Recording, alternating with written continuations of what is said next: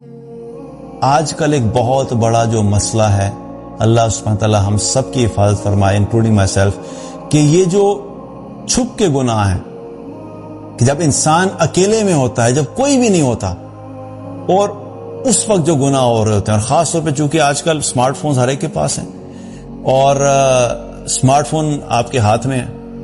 آپ اکیلے کمرے میں بیٹھے ہوئے ہیں، اب آپ ہیں اور اللہ ہے، کوئی اور نہیں جانتا کہ اس وقت آپ اس پہ کیا دیکھ رہے ہیں، کیا کر رہے ہیں۔ اب یہ وہ ٹائم ہے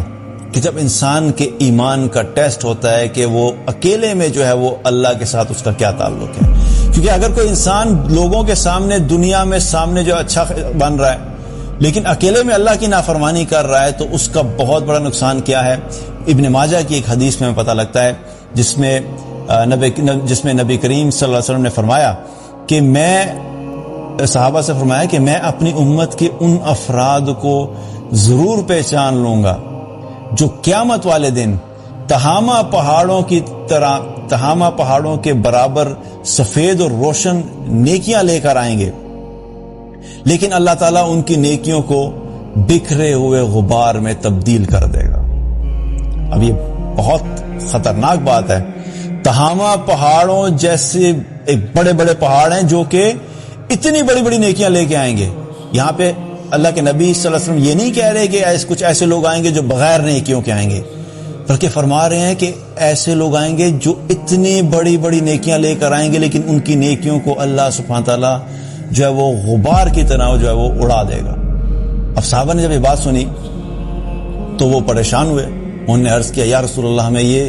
بتائیے کہ وہ کون لوگ ہیں، ان کی صفات تو بتائیں تاکہ ہم اپنے آپ کو بچا سکیں، ہم ان لوگوں میں شامل نہیں ہوں۔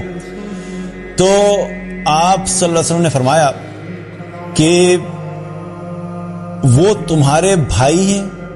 اور تمہاری جنس سے ہیں، اور رات کی عبادت کا حصہ حاصل کرتے ہیں جس طرح تم کرتے ہو، لیکن جب انہیں تنہائی میں اللہ کے حرام کردہ گناہوں کا موقع ملتا ہے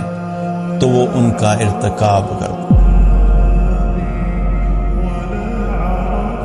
اب اللہ کے نبی اس طرح سے بتا رہے ہیں کہ وہ تمہاری طرح کے انسان ہیں، تمہاری بھائی ہیں، یعنی تمہاری جنریشن میں سے ہوں گے،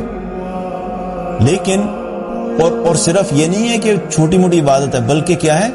رات کی عبادت کا حصہ بھی حاصل کرتے ہیں، یعنی تہجد بھی پڑھتے ہیں،